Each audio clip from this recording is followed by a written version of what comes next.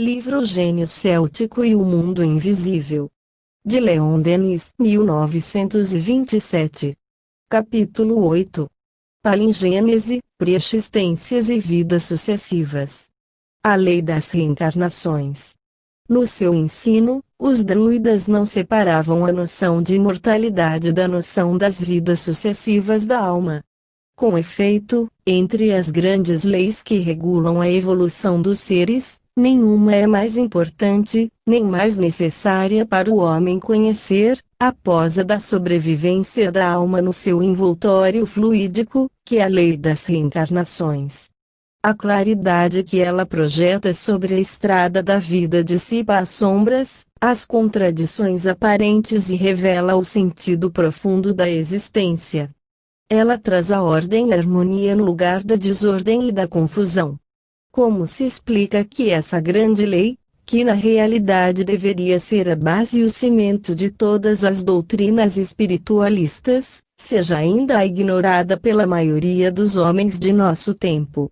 Não é ela a essência da tradição céltica inscrita no mais profundo da alma da nossa raça e consignada nas tríades e nos cantos bárdicos? O Cristo, em suas duas encarnações conhecidas, a da Índia e a da Judeia, 48, sob esses nomes quase idênticos, Krishna e Cristo, não ensinou essa mesma doutrina tanto no Evangelho como no Bhagavad Gita, 49. Início da nota da tradutora, 48. Na obra A Caminho da Luz, Francisco Cândido Xavier, Federação Espírita Brasileira, o autor espiritual, Emmanuel, dá a entender que Jesus só teve uma vida na Terra, capítulo 1, página 18 e capítulo 24, página 210, nona edição. Ver também a Gênese, Allan Kardec, capítulo 17, páginas 45 e 58. 49. Ver meus livros Cristianismo e Espiritismo e o Problema do Ser e do Destino. Segundo Bhagavad Gita, tradução de Emile Burnouf, C. Schlegel Wilkins, Krishna assim se exprime: eu e vós temos tido vários nascimentos. Os meus são conhecidos apenas por mim, mas vós não conheceis os vossos. Ainda que eu não seja mais, por minha natureza, sujeito a nascer ou a morrer, todas as vezes que a virtude declina no mundo, e que o vício e a injustiça vencem, então eu me torno visível, e assim eu me apresento, de tempo em tempo, para a salvação do justo, o castigo do mal e o restabelecimento da virtude. Fim da nota da tradutora. Toda a antiguidade foi iluminada por radiações dessa mesma lei pelos ensinos de Pitágoras, de Platão e aqueles da escola de Alexandria. Nos primeiros tempos do cristianismo, ver meu livro O Problema do Ser e do Destino, homens como Orígenes, São Clemente e quase todos os padres gregos a professaram muito, e no século IV, São Jerônimo, secretário do Papa Damaso e autor da Vulgata, na sua controvérsia com Vigilentius, o gaulês, devia ainda reconhecer que ela era a crença da maioria dos cristãos do seu tempo. Mas o véu lançado depois, pelas igrejas, sobre essa grande luz tornou-se uma obscuridade para tudo, que se relaciona com o problema do destino humano. Limitando, no círculo estreito de uma vida única, a passagem da alma sobre a terra, será que Roma desejaria somente adaptar seu ensino à compreensão medieval, isto é, ao grau de cultura dos povos ainda bárbaros? Ou teria ela, então, sonhado em assegurar seu império, pela concepção de uma vida que terminasse num paraíso ou inferno eternos, dos quais ela afirmava deter as chaves? Os dois pontos de vista parecem admissíveis. Tais concepções geraram consequências funestas tanto para o gênio civilizador como para o espírito religioso dos ocidentais, que elas deformaram no seu princípio e na sua própria existência. Como o fim verdadeiro da vida, isto é, o aperfeiçoamento da alma, sua educação, sua preparação para os graus mais altos da escala de ascensão, tenha ficado quase nulo na maioria dos casos, o plano geral da vida tornou-se alterado. Entre os crentes, a preocupação constante da salvação pessoal, o temor dos castigos sem fim, paralisaram a iniciativa, extinguiram toda a independência do espírito, enfraqueceram o seu livre-arbítrio. Entre os outros, a impossibilidade de conciliar, no círculo de uma vida única, a variedade infinita das condições, das atitudes e dos caracteres humanos com a justiça de Deus, deu origem ao cepticismo, ao materialismo e à negação de todo o ideal elevado. Desse estado de coisas nós podemos, no momento, constatar em nosso redor os frutos amargos. Como ficar surpreendido, após tantos séculos de erro e de esquecimento, que a noite se tenha feito nos cérebros mais dotados.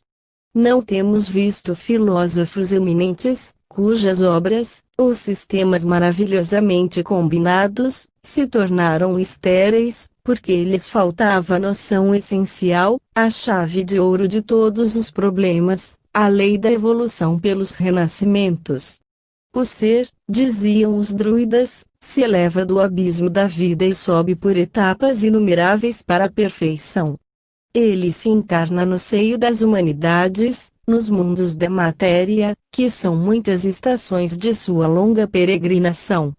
Essa doutrina é confirmada, em muitos pontos, por todas as grandes religiões e pelas mais importantes filosofias antigas. Lê-se nas Tríades, segundo tradução de edição Williams, do original gaulês. 19. 3 condições indispensáveis para se chegar à plenitude da ciência: transmigrar no Abrede, a terra, transmigrar no Gwynfide, o céu, e relembrar-se de todas as coisas passadas até no Anolfine, o abismo. 25. Por 3 coisas o homem cai sob a necessidade do Abrede, ou da transmigração, por ausência do esforço em direção ao conhecimento, pelo desinteresse do bem e pela afeição ao mal. Em consequência dessas coisas ele desce ao Abrede até o seu análogo e recomeça o curso de suas transmigrações. 26.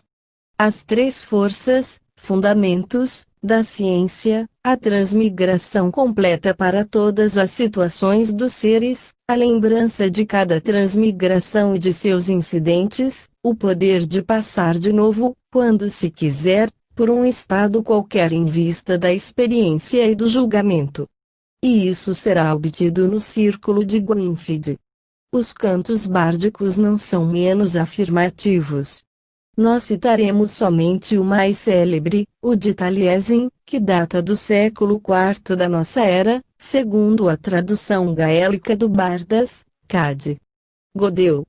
Existindo desde remota antiguidade no seio de vastos oceanos, não sou nascido de um pai e de uma mãe, mas de formas elementares da natureza, dos ramos da bétula, do fruto dos frutos, das flores da montanha.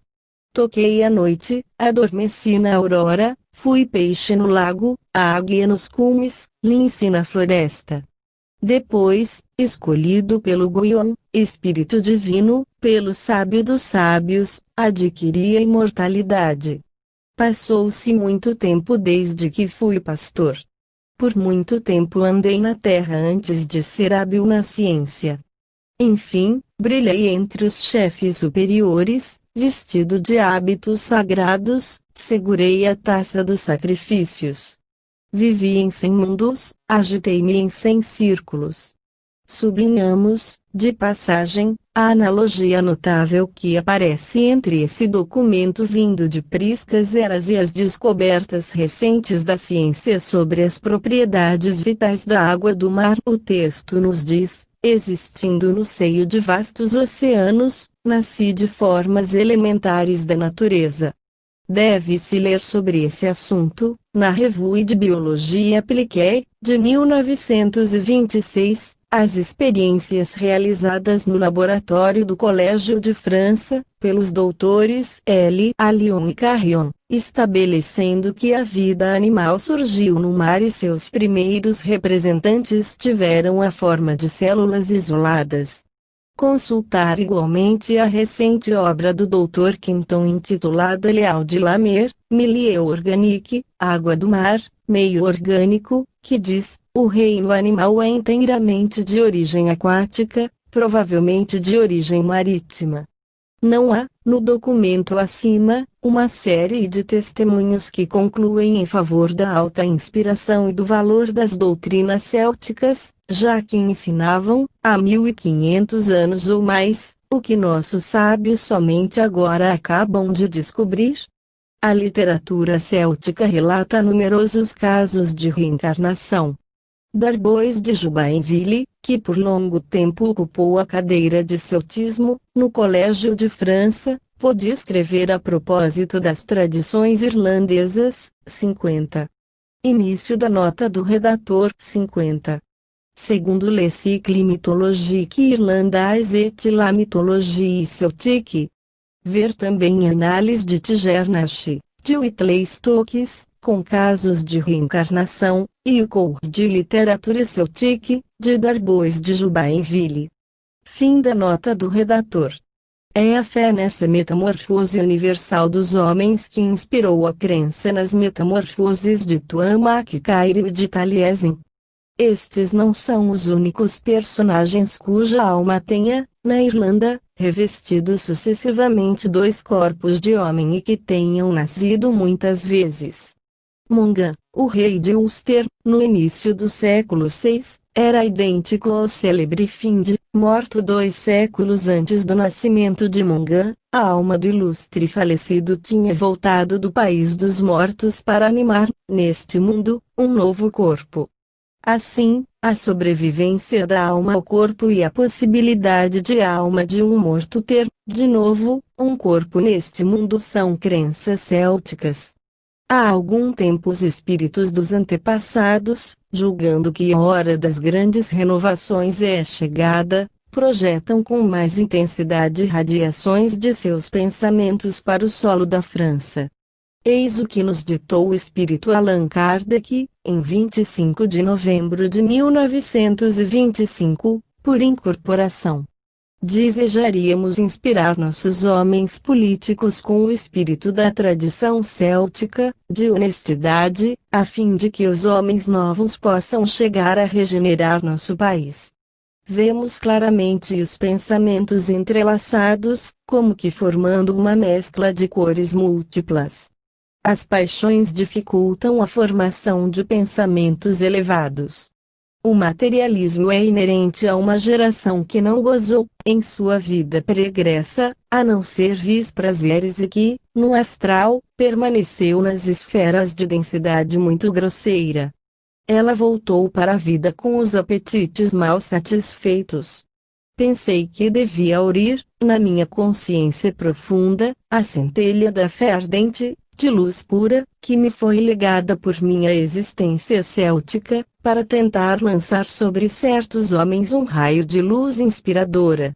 Como temos a facilidade, no espaço, de rememorar nossas vidas, quando estamos em uma esfera de densidade média, nos agrupamos espiritualmente, do mesmo modo que, em nossa vida terrestre, as paixões e as aspirações se agrupam conforme suas afinidades.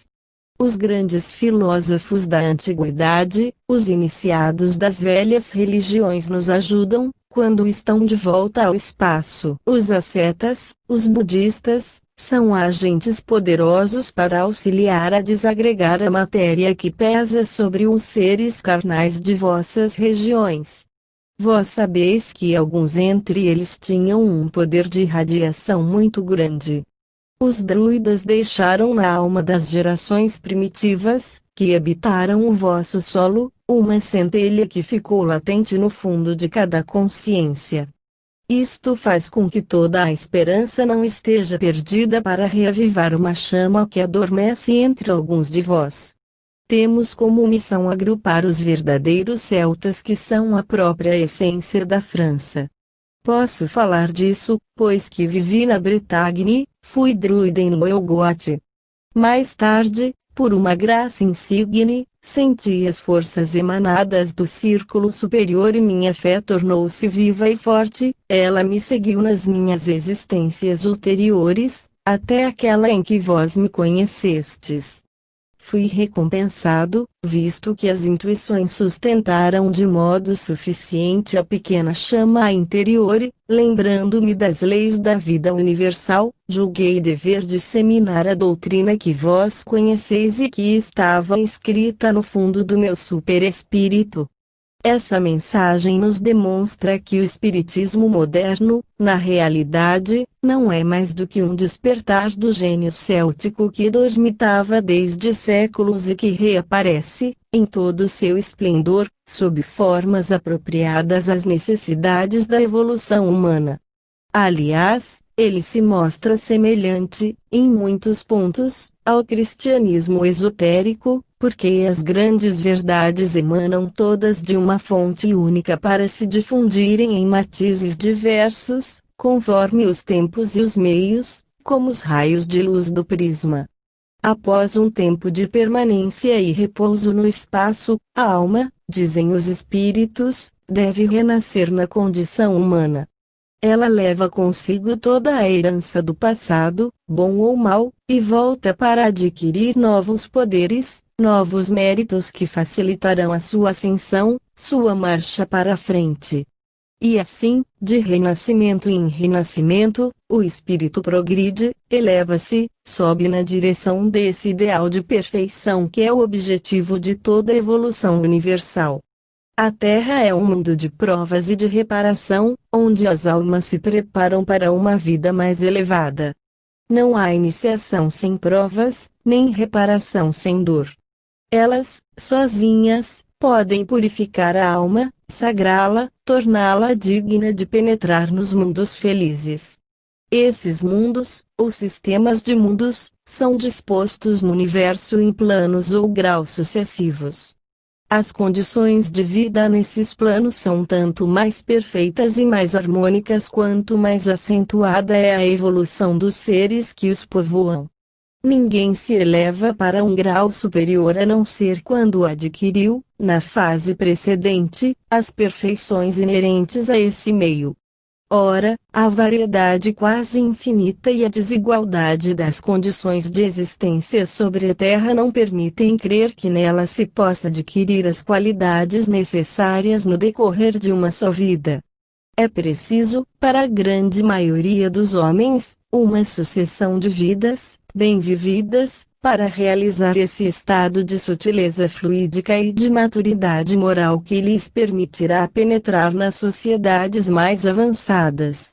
Daí resulta que, se todas as almas terrestres fossem indistintamente chamadas a renascer no seio das sociedades superiores, essas seriam contaminadas e o plano geral de evolução se acharia alterado, inteiramente falsificado.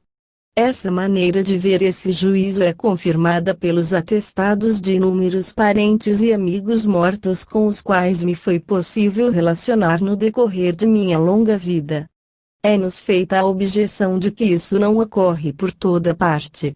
Na Inglaterra e na América do Norte diz-se que certos espíritos ficam em dúvida e negam a necessidade de renascimentos na Terra.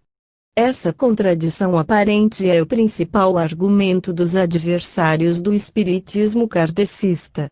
Se examinamos a questão de perto, um fato aparece de início, é que todos esses espíritos, opostos à ideia da reencarnação, pertencem, no mundo, ao culto protestante. Sabe-se que essa forma de cristianismo dá a seus adeptos uma educação religiosa muito rigorosa e intensa, uma fé robusta cujas tendências e pontos de vista se prolongam com tenacidade na vida no além. O protestantismo ensina que a morte da alma é julgada de um modo definitivo e fixada para a eternidade no paraíso ou no inferno. O protestante não ora para as almas dos mortos, sua sorte é irrevogável. doutrina rígida que elimina a alma culpada de toda possibilidade de reparação e retira de Deus o prestígio sublime da misericórdia e do perdão. Com ela, nenhum meio de voltar à terra. O catolicismo, ao menos, pela noção de purgatório, abre uma saída à redenção possível, e certos sacerdotes veem nessa teoria uma eventual aproximação com o Espiritismo, se a Igreja algum dia chegar a atenuar sua intransigência e reconhecer que o purgatório, esse lugar de reparação, é a própria terra, pelo processo dos renascimentos. Pode-se então explicar, pelos preconceitos dogmáticos inveterados, a oposição de certos espíritos, nos meios protestantes, à lei das reencarnações. Mas, dir-se-á, já que todo o passado está escrito em nós, em nossa consciência profunda, como demonstram as experiências de exteriorização, sendo a morte a exteriorização completa e persistente, como esses espíritos podem se enganar sobre a natureza desse passado e a forma de seu futuro? Sim, sem dúvida, todo o passado está escrito em nós, como em um livro, nos recônditos ocultos da memória subconsciente. Mas do mesmo modo que para se ler um livro é preciso, inicialmente, abri-lo, depois querer e saber lê-lo, para explorar as profundezas do ser é necessário um ato de vontade. É por esse processo que o hipnotizador obtém do paciente a reconstituição de suas vidas passadas. Não ocorre, para nós mesmos, sermos obrigados a fazer um esforço mental, esforço repetido e prolongado, para refichar, na vida atual, as lembranças adormecidas. Muitas pessoas imaginam que a morte é como um véu que se destrói e que uma viva luz logo aparece sobre todos os problemas que lhe concernem. Erro grave, pois é lentamente, por todo um trabalho interior, por observações, por comparações repetidas que a alma do morto se liberta, pouco a pouco, das rotinas, dos preconceitos, das falsas noções que a educação terrestre acumulou sobre ela. No entanto, ainda é preciso, para isso, a assistência e o concurso de espíritos mais adiantados. Mas, como nos diz Allan Kardec, o espírito, na sua volta ao espaço, procura os grupos de almas em vibração harmônica com seus próprios modos de ver e com seus sentimentos, ele se associa à vida espiritual e, desde então, confinado nesse meio ambiente particular, pode persistir, por muito tempo, nos erros e nos costumes comuns. Todos os espíritas conhecem esse estado de alma que se revela nas comunicações do além e desejam, às vezes, provas originais de identidade que não são sem interesse e sem lucro, sob o ponto de vista da demonstração da sobrevivência. Durante minhas experiências encontrei, às vezes, espíritos dessa natureza, que não se lembravam de ter vivido muitas vezes em nossa terra e que negavam, de bom grado, o princípio das existências sucessivas. Eu os convidei, então, a pesquisar no âmago escondido de seus subconscientes e a procurar os traços de suas vidas anteriores. Nas reuniões seguintes eles vinham me declarar que tinham encontrado esses resquícios e podiam retomar o fio de seus últimos renascimentos. Pude observar que esses espíritos eram, geralmente, de ordem inferior. Seus antecedentes, pouco importantes, se reuniam em várias existências de paixão, de violência, de desordem, fontes de amargos desgostos no além. Não é meu pensamento comparar esses espíritos atrasados com aqueles de origem anglo-saxônica, de que falei mais acima. Aqueles possuem, talvez, as riquezas ocultas, intelectuais e morais cuja importância eles ignoram. Eu exorto nossos amigos de ultramar para que realizem pesquisas metódicas, uma análise profunda de suas faculdades e de suas lembranças. O encadeamento de suas existências terrestres, Então, se reconstituirá e nós chegaremos, assim, à unidade de pontos de vista suscetível de dar à doutrina das vidas sucessivas toda a sua autoridade, toda a sua amplitude. Para isso bastará pôr em ação esta alavanca incomparável, a vontade. Notemos, aliás, que, desde 50 anos, a crença na pluralidade das vidas da alma na Terra não cessou de progredir nos Estados Unidos e na Inglaterra. Ela contava, há 30 anos, com alguns representantes isolados, enquanto que hoje, com a própria advertência dos espíritas ingleses, cerca de metade entre eles admite a volta possível, às vezes necessária, da alma sobre a Terra. Eis, a propósito, a opinião de dois representantes, os mais autorizados e os mais ilustres, do pensamento espiritualista britânico, formulada em obras recentes.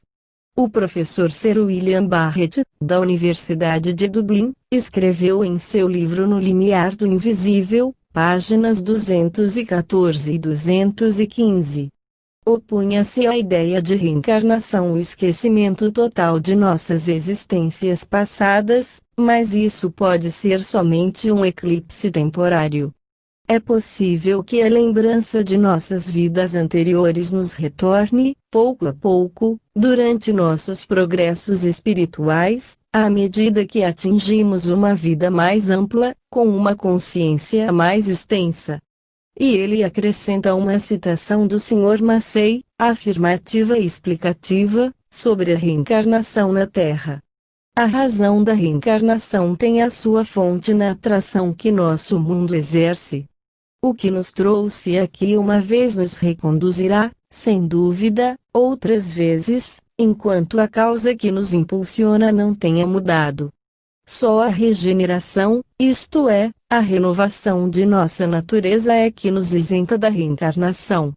Nos seus estudos sobre os múltiplos aspectos da personalidade humana, Sir Barrett também dizia: os casos de invasão psíquica tornam compreensíveis as reencarnações carnais. De sua parte, Oliver Lodge, reitor da Universidade de Birmingham, escreveu na sua obra Evolução Biológica e Espiritual do Homem. Pode-se admitir, em certos casos, a possibilidade das encarnações, não somente de uma sucessão de indivíduos ordinários, mas também de verdadeiros grandes homens. Ele acreditava na reencarnação fragmentária, que lhe parece aplicável ao caso de Cristo. Jacinto Moses, com o pseudônimo de Oshon, professor da Universidade de Oxford, que foi um dos propugnadores mais estimados da ideia espírita em seu país, escrevia em seus ensinos espiritualistas as seguintes linhas, obtidas pela sua própria mediunidade. A criança, o ser humano, não pode obter o amor e a ciência a não ser pela educação adquirida em uma nova vida terrestre. Uma tal experiência é necessária e numerosos espíritos escolhem um retorno à Terra a fim de alcançar o que lhe falta. Friedrich Miers, na sua obra magistral A Personalidade Humana, capítulo 10, expressa a mesma opinião e diz: a doutrina da reencarnação não contém nada que seja contrário à melhor razão e aos mais elevados instintos do homem. Ele torna a tratar da evolução gradual, das almas, em numerosas etapas a qual é impossível de assinalar um limite. Quanto à América do Norte, poderíamos citar várias obras editadas nesse país que demonstram que a ideia da reencarnação também segue o seu caminho e que as mensagens dos espíritos que afirmam os renascimentos terrestres são cada vez mais frequentes, como se pode observar na maioria das revistas espiritualistas da língua inglesa. O mesmo movimento de opinião ressalta da acolhida feita à tradução de meu livro O Problema do Ser e do Destino, pela Sra. Wilcox, sob o título Life and Destiny, editado em Londres e em Nova York. É evidente que essa grande verdade foi durante muito tempo apagada pelo trabalho lento e oculto dos séculos, porque cada vez que nós a afirmamos, nos defrontamos com objeções que denotam um esquecimento completo. Entretanto, não se deve perder de vista que essa doutrina permanece ativa no Oriente. No momento atual, das Índias ao Japão, 800 milhões de asiáticos conhecem e aceitam a lei dos renascimentos. Brahmanistas, budistas, shintoístas, adotam essa mesma crença, o que lhes assegura uma certa superioridade de pontos de vista. O Alcorão, em suas primeiras suratas, também afirma que é possível a reencarnação, na Terra, de muitos adeptos do profeta, Maomé. E sem pesquisar a fundo, entre nós mesmos e em nossos dias, longa seria a lista de homens ilustres que aceitaram essa crença, desde Victor Hugo, Charles Bonnet, Pierre Leroux, Jean Reynaud e até Mazini Flammarion. A maioria não teve necessidade de provas experimentais. Uso de sua razão, libertada das rotinas da escola e dos sofismas, e o panorama da vida, se desenvolvendo em redor deles, lhes foram suficientes para discernir as leis. Eles foram seduzidos pela beleza e pela grandeza desta evolução que faz do homem o autor de seus próprios destinos. A alma, pensavam eles, constrói o seu futuro por meio de vidas renascentes, ela desenvolve suas faculdades e sua consciência pelo trabalho, pela prova, pela dor, cincel divino que lhe comunica suas belas formas. Ela se depura, se eleva, se interpenetra dos esplendores da natureza, se inicia em suas leis e participa, na medida de sua potência crescente, da ordem e da harmonia universal. Para esses precursores, como para nós, espíritas, esta revelação, seja intuitiva, seja vinda do alto, dissipou como uma neblina as hipóteses fantasiosas e as negações estéreis. A vida e a morte mudaram de situação, esta não é mais do que a transição necessária entre as duas formas alternativas de nossa existência, visível e invisível. A vida é a conquista das riquezas imperecíveis da alma, das forças radiantes e das qualidades morais que assegurarão sua situação no além e lhe prepararão as melhores reencarnações na Terra e em outros mundos. Assim, o pessimismo sombrio se esvai para dar lugar à confiança, à alegria de viver na tarefa bem cumprida, a satisfação do dever bem realizado, com as perspectivas de um futuro sem limites e ascensão gradual e radiosa de círculos em círculos, de esferas em esferas, em direção ao foco divino. Ora, aquilo que tantas religiões ensinaram, e ensinam ainda, e que tantos pensadores, antigos e modernos, discerniram por meio da reflexão profunda, o Espiritismo acaba de demonstrar pela experiência. Ele tem para si não somente o testemunho universal do mundo dos espíritos, que se levanta de todos os pontos do globo e sobre o qual falaremos mais adiante, mas ele já reuniu um conjunto de fatos comprovantes dos quais vamos citar alguns. Notemos, inicialmente, que um ser suficientemente evoluído, quando o estado normal da consciência e o estado subconsciente estão em equilíbrio, isto é, atingem uma estabilidade perfeita, quando esse ser se desliga dos ambientes materiais, ele pode se lembrar das vidas anteriores e perceber, em intuições profundas, suscitadas pelos espíritos desencarnados, a forma de suas vidas passadas. Daí as lembranças de certos homens célebres, o reconhecimento dos lugares onde eles viveram. Por exemplo, o caso de Lamartine em sua viagem ao Oriente, de Meri pela Índia e a Flórida e de tantos outros casos análogos que poderíamos lembrar. Mencionemos os testemunhos publicados, 51, por certas revistas inglesas relativos às crianças hindus que, durante o período de crescimento, no correr do qual a incorporação da alma não é completa, conservam o uso da memória subconsciente e a lembrança de suas vidas passadas. Início da nota do redator 51.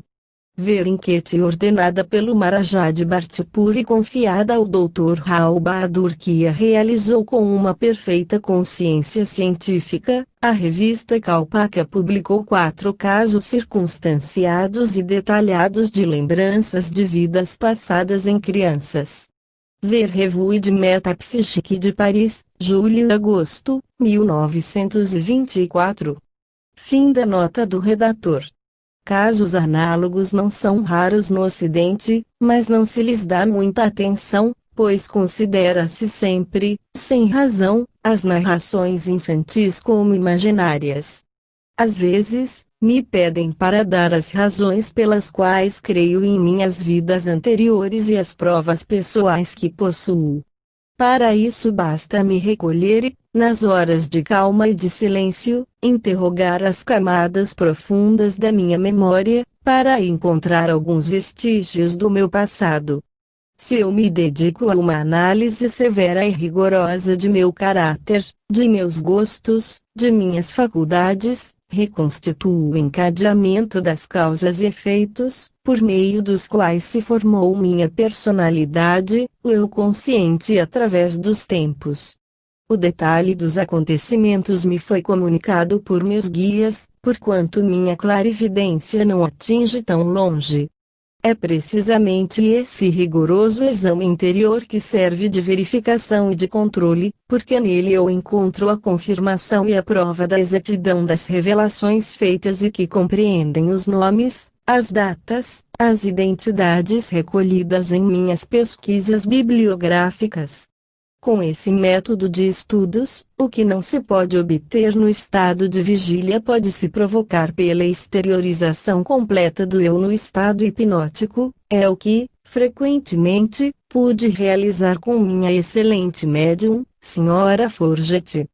Sob a influência magnética do guia, ela reconstituía suas personalidades anteriores com atitudes, linguagem e um conjunto de detalhes que lhe teria sido impossível imaginar. É preciso notar, entretanto, que os resultados obtidos, por sua natureza íntima, não podem interessar e convencer a não ser aos experimentadores. Mais raros são os homens de nosso tempo que se dispõem a fazer essas pesquisas. A sua vida é toda exterior e eles ignoram os recursos ocultos na alma. Existe aí toda uma psicologia misteriosa que é preciso explorar com extrema prudência e que reserva aos pesquisadores avisados grandes surpresas.